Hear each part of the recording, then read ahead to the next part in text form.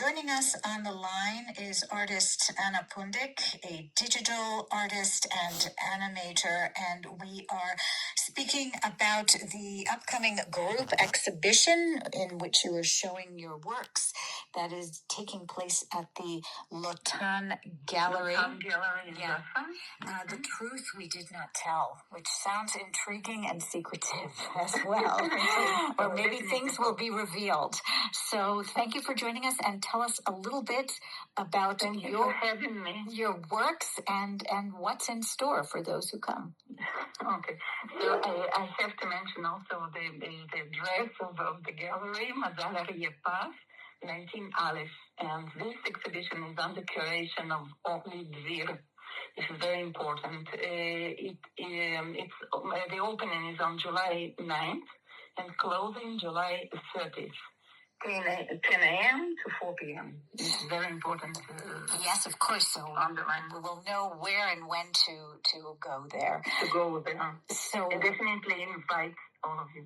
So tell us about your work and what you are presenting here, your journey to this. First of all, my work is the reflection of my life, because I already said that I feel like this is my fourth reincarnation, because I used to be a lot of things. I used to be a fashion designer, I used to be a teacher, and now I'm a full-time artist, digital artist. And I spent, after I retired last year from the school, I spent the whole year on building this series of works that I call So, and 6 of those works I present in the Lotan Gallery. And all of my works are autobiographical. Actually, they are self-portraits of mine.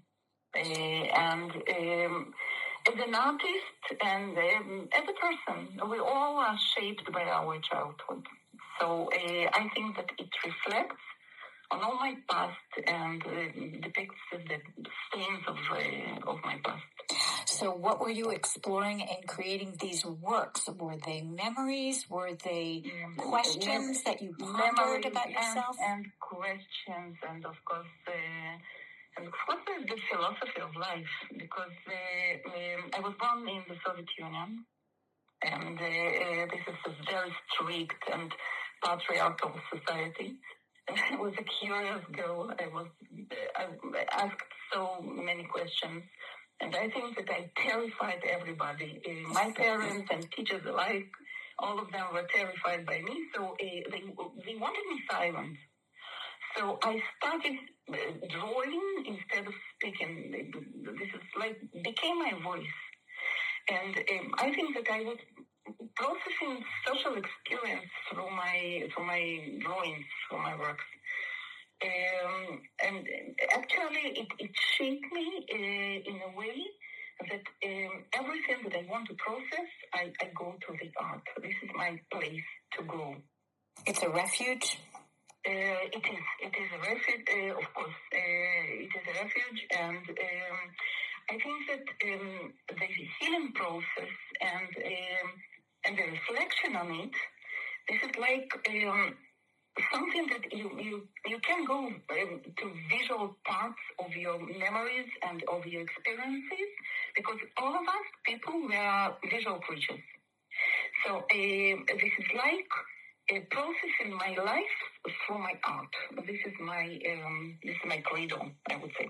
So it sounds like the atmosphere in which you grow up, of curious and pondering and asking questions, that there's an element of resistance or conflict or confrontation that... It definitely was. This is the exact wording I would use.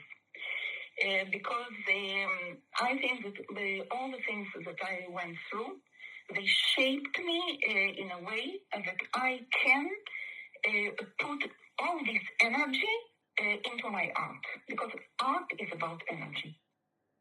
Now, you mentioned that you went through many iterations of yourself, but the art was always there, and it was just a time when you came to a moment in your life when you can say, now I'm devoting myself entirely to my creative process? So. Exactly so, because I went to the school because of my family and kids, I just wanted, I wanted the school breaks the same time with my kids. That was the reason, and it was supposed to be 10 years or so.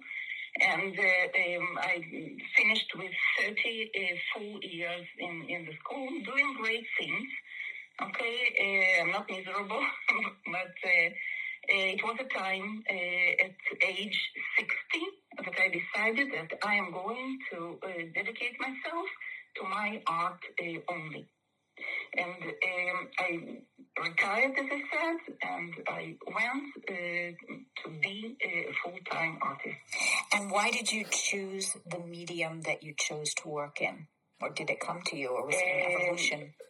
I think that digital art is underrated because it's a so-forgiving technique. First of all, you have an undo button. You don't have to worry about ruining your canvases or something.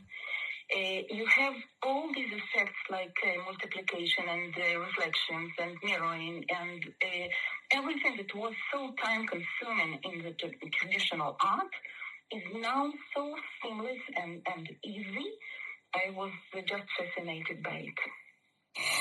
When you begin to work on something new, a piece, do you already in your mind visualize what it will be like, or it's part of that process in working on it?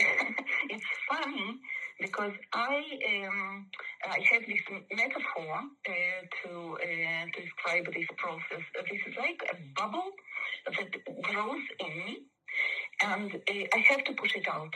I have no idea what exact way is it born in my brain, but usually it happens in the morning when I wake up. It's just there, and I have to push it out like birth, like labor. One of my works in Lotan Gallery is about birth. This is exactly like this. I feel like contractions to push it out. And there is very little overthinking process. There is something that I see as a body that is born inside me. Like I have nothing to do with it. This is something that, you know what, when you are pregnant, you don't sculpture your child. You don't shape it. You don't have to worry about making all the little fingers and everything. It is just born. And this is how I feel about my work.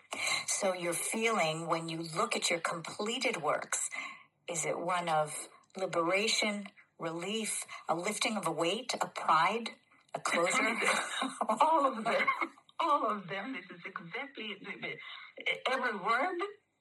I just mean it. Because this is something that when it is out, the moment it is out, I feel relief, and I feel that I have to distance myself now, because this is like a child. I know that there will be people in the world that won't like them. I know that.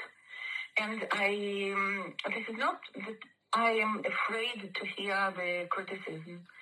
I just want to have no control of it, because I know that I have no control of it. And would you say that your art and your process focuses on your interior world primarily, or also interior world primarily? A little bit of exterior, of course, but interior world. And my past. This is actually every time I draw a kid. I draw an adolescent. I feel myself like I'm still a child, still a girl. I think we all do at some level. And art makes it possible to be the child. Well, thank you so much for speaking with us.